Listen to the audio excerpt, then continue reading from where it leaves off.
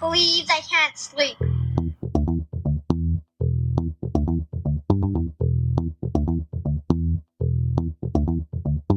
It's time to listen to Courtney at last on the Ramblings of an Insomniac podcast.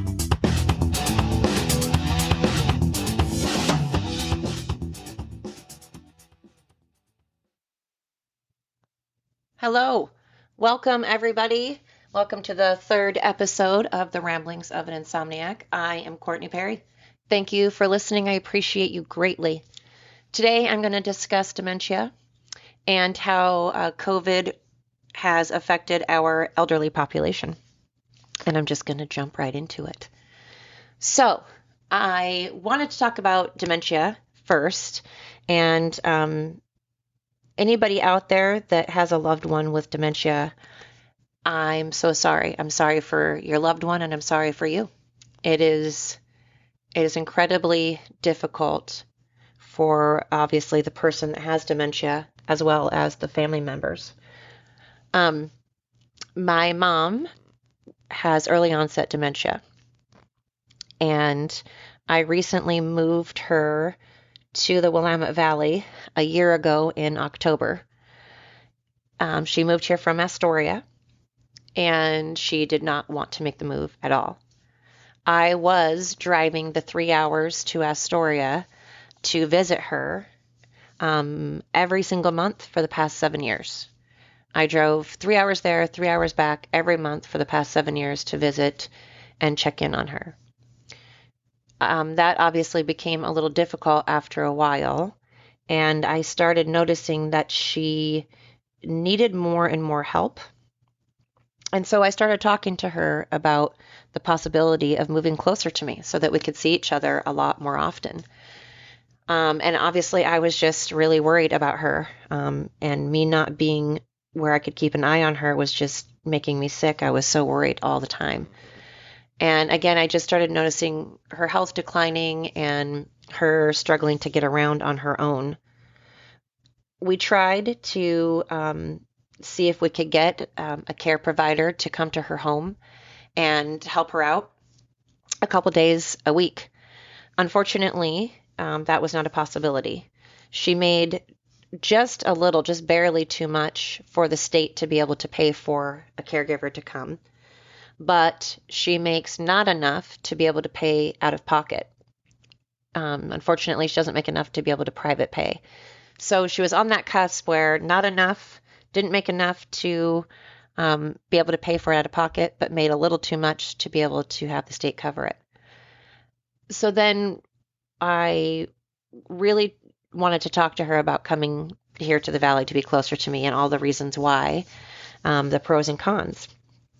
And she ended up deciding that, yes, that was probably the best thing. She didn't really want to.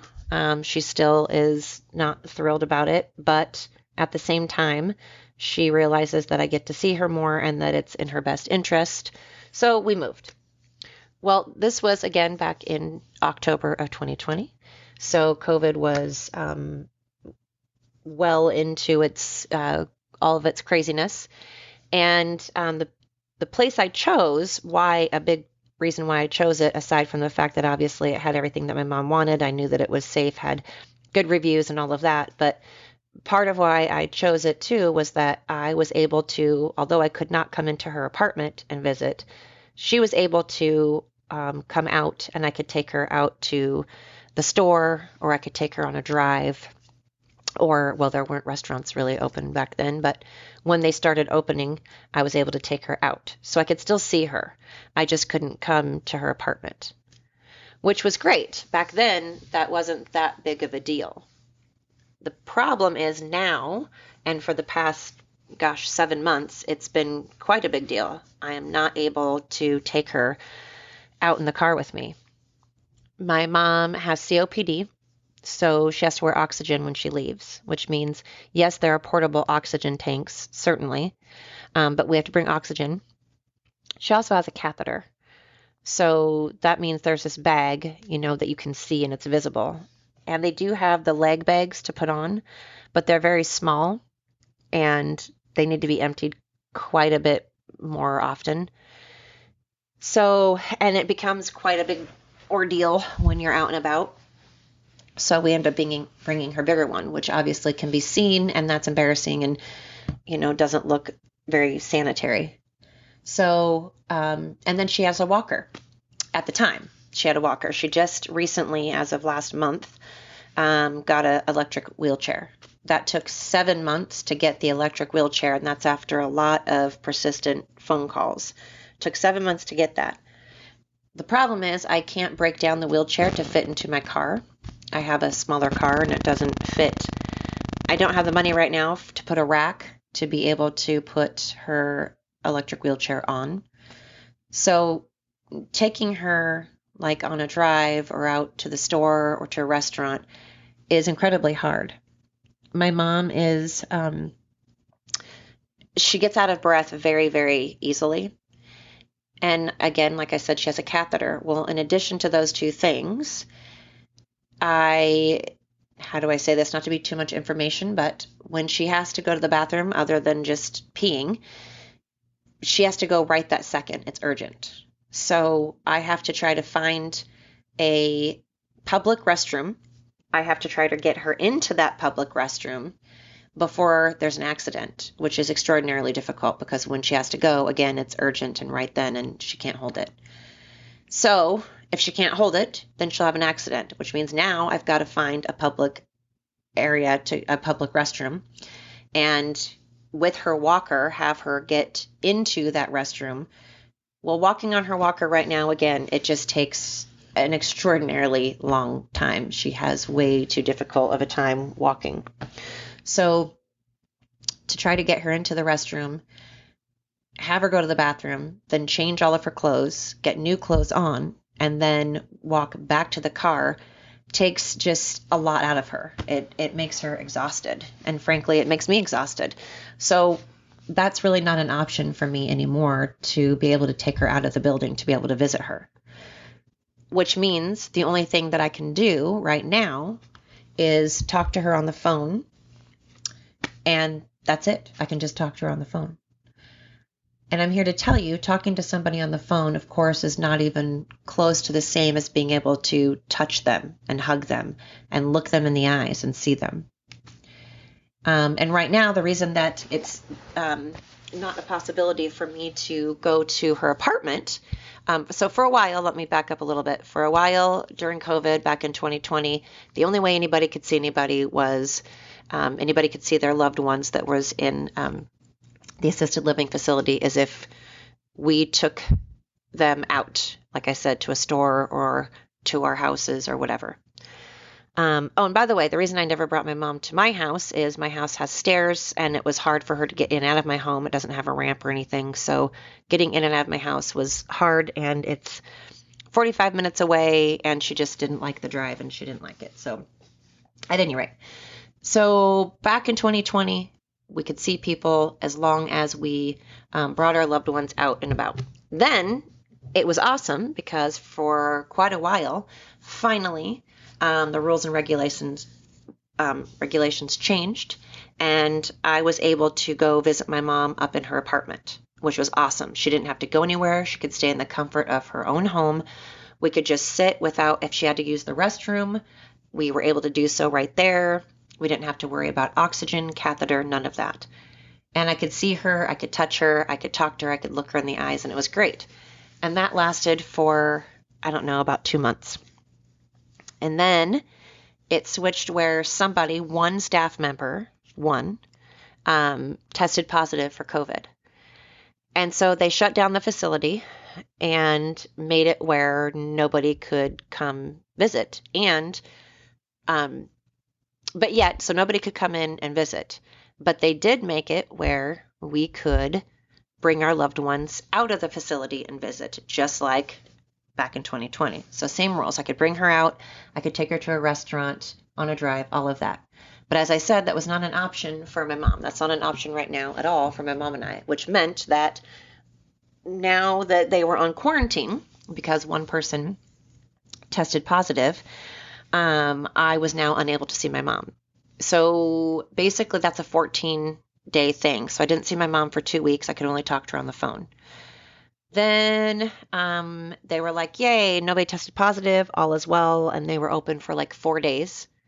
And then somehow someone tested positive again, one person. So they closed down again for another 2 weeks. So I was unable to see my mom for another 2 weeks. Well, during this time, my mom is really starting to get to lose her memory quite quickly, to be honest. And she would call me, I would say at least 3 times a day, scared to death, absolutely scared to death, not knowing where she was, not knowing why her grandchildren and her daughter have come to see her. She kept asking me why I haven't come to visit her, why her grandchildren haven't come to see her, telling me that she's scared of dying, telling me she's scared of dying alone, telling me that she just wants to go home, begging me to come pick her up, begging me to come pick her up and just take her home. And I was listening to this at least 3 times a day for the entire time that she was quarantined. And I got to tell you, that can really break down a person. I did not know what to say or do to make her feel better because, again, she's getting early onset dementia, so she doesn't quite understand why I'm not there. She doesn't remember that they're on quarantine and I can't come see her. So in her mind, I'm just not visiting, and she doesn't get why. She doesn't get what she's done. And in the meantime, she's also telling me that she's scared of dying and scared of dying alone and just wants me to come and see her. The med techs and the caregivers kept telling me that I was the only person that could calm her down and make her feel better, and yet I wasn't able to go and see her. So I had to sit there and listen to my mom cry and know that she's scared and know that she's lonely, and yet there was nothing that I could do. That's really, really difficult, and I don't really wish dementia or having to go through that on anybody.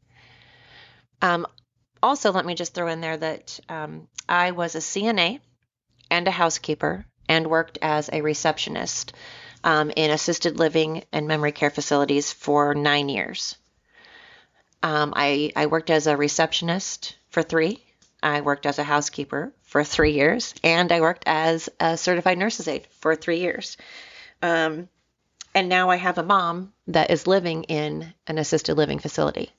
So I have seen assisted living facilities and memory care facilities from 4 different angles.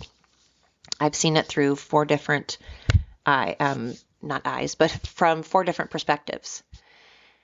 And I've heard a lot lately.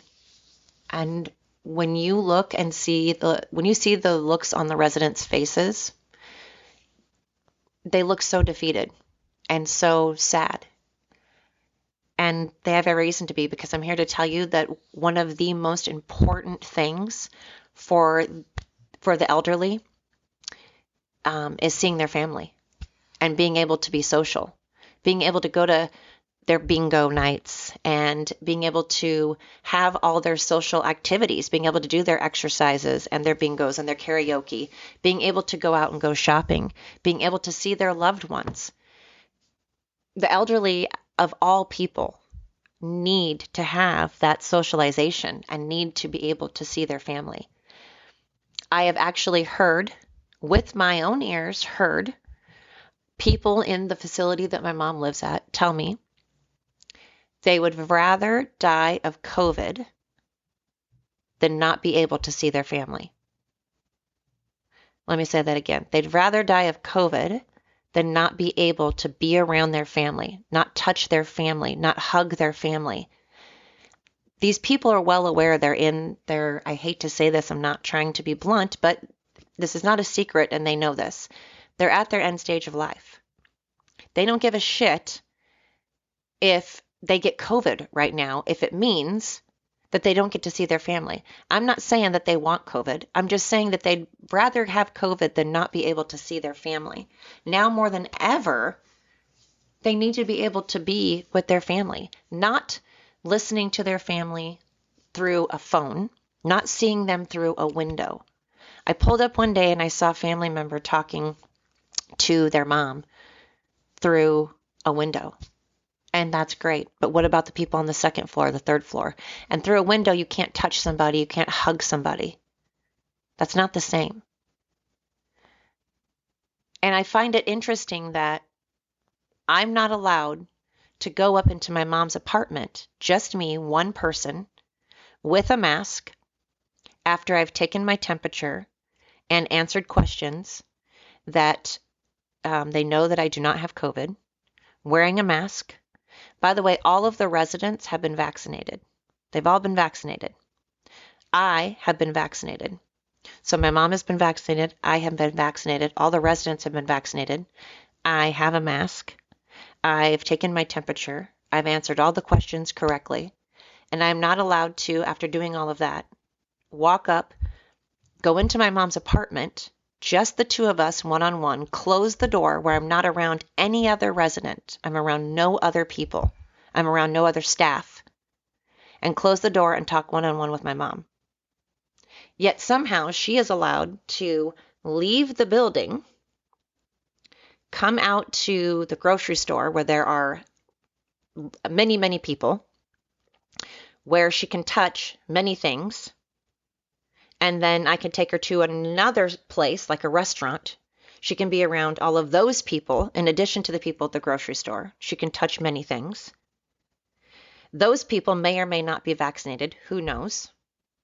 Then bring her back to the facility, and she can then go up to her apartment after she's been around all these people, all these germs, people that may or may not have been vaccinated, and then I can bring her home. But I'm not allowed to go up to her room, close the door, and just have the two of us one-on-one. That does not make any sense to me. The logic just isn't there. And by the way, I'm not blaming the facility at all. This is nothing against the facility that my mom is at, and this is nothing against the staff at all. They did not put these rules into place, so I'm not saying anything against them.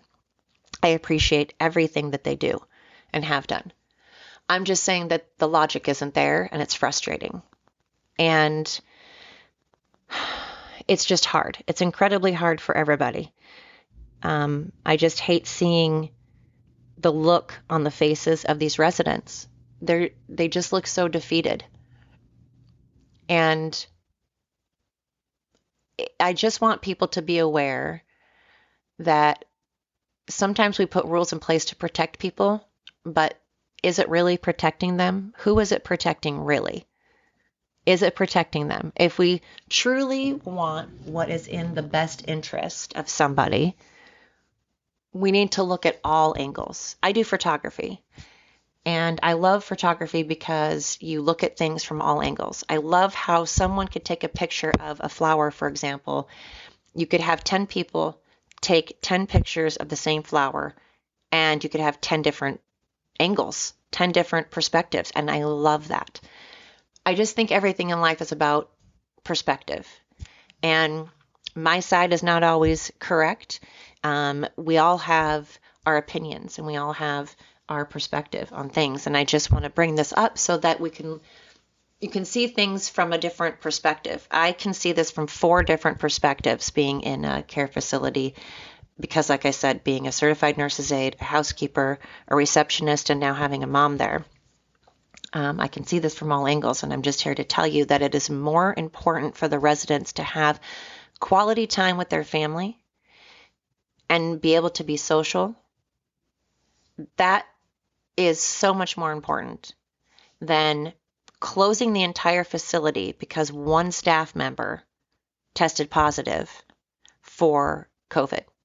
Because if that one staff member tested positive for the flu, we never shut down entire facilities. We just have that person with the flu go home. We've never ever shut down a whole facility because someone had the flu. The same person that's susceptible to COVID is susceptible to the flu. And it's just infuriating to me when, if you go in and see the look on these residents' face, I defy you not to be just as frustrated. And if you have a family member that you can't see because of these rules and regulations, I defy you not to be frustrated. And if you had a mom or a family member that was calling and begging you to come and see them and asking why you haven't seen them and telling you that they're scared to die alone, I, again, defy you not to be frustrated by all of this. It's frustrating and it's really sad. And dementia, by the way, is just, it sucks. I would not wish it on my worst enemy. It sucks for the person that has dementia, and it sucks for the family members dealing with it. And I've had people say to me, well, don't worry. Eventually your mom won't remember who you are. As if that's something that's comforting to me. That's not comforting to me. And that's all the more reason, by the way, why when they have quarantine and I don't get to see my mom is losing her memory more and more, literally by the day. Each day she's losing her memory more. I don't know when or if she's going to remember me tomorrow. I don't know when or if she's going to remember her grandchildren tomorrow. So I don't have time for these quarantine, for these days that they're on quarantine. I don't have time for that because my mom may not remember me. So, and her not remembering me is not a comfort. It's not like, oh, she's not going to remember who I am, so therefore it doesn't matter. No, that makes it worse. It's just hard. It's really hard. And so I just wanted to send out my love to anybody that is going through this, going through the same thing. Send out my love to anybody that is unable to see a loved one, regardless if they have dementia or they're in assisted living or not. Just anybody that is going through a hard time. I'm sorry. And I'm sending you much love and positive energy and a hug, really. It's hard. And I've had people tell me that there are support groups, by the way, for family members that are going through dealing with a family member that has dementia. There are support groups for that, and I did not know that. So thank you to everybody that brought that to my attention. I had no idea. So for those of you out there that also may not know that there are support groups, there are. And I'm here to tell you, I think that's probably a really good idea to talk to people that are going through the same thing, that can understand how difficult it is. And yeah, so I just wanted to kind of bring up dementia and bring up what's going on and let people know that has been keeping me up. That's one of the things that have been keeping me up at night. One of the things that's making me lose sleep. But I really hope that anybody out there right now that's struggling in general knows that someone is thinking of you and someone cares, and that's me. So thanks for listening, you guys. I really appreciate it, and I'm really trying to get better and better at this. I know the first 2 episodes were just real quick, so I'm getting a little better. This is like double the time of the last 2 episodes, right? And I have an intro and an outro now. Thank you, Tyler. Thanks to my son. He put that on there, and he made up that little jingle, and he sifted through a whole bunch of sounds and put them together and made up the jingle. So thank you, Tyler. Shout out to my son. So I'm all fancy now, you guys. I've got an intro. I have an outro. This is my 3rd episode, and it's double the time of my first 2. So I'm making progress by the 3rd episode, and I'm already making progress. See, I'm a fast learner. So I'm getting there. So God, by like the 5th episode, I'm just going to be all fancy. But anyway, thank you guys so much. I appreciate you tuning in. And I may or may not have an extra episode this week. I'm trying to put out an episode every Wednesday, so once a week. However, that said, I am going to possibly put out another episode this week. I'm going to take this to the road. I'm hitting the streets. I'm going to go out and ask some people that are out on the streets, out and about from all different areas, and talk about all different topics and see what people have to say and try to make that as part of my podcast as well. Just kind of getting, again, perspective, different perspectives from different people, and see how that goes. I'm also going to have my sons on here sometimes, and we are going to be discussing things. So my son Tyler and my son Caden will be on here once in a while. And you just never know. You never know who I might be talking to, or if I'm just sitting here talking to myself. I don't know. We'll see. You'll have to tune in. Thank you again, you guys. I really appreciate your support. It means a lot to me. You guys all rock. Thank you.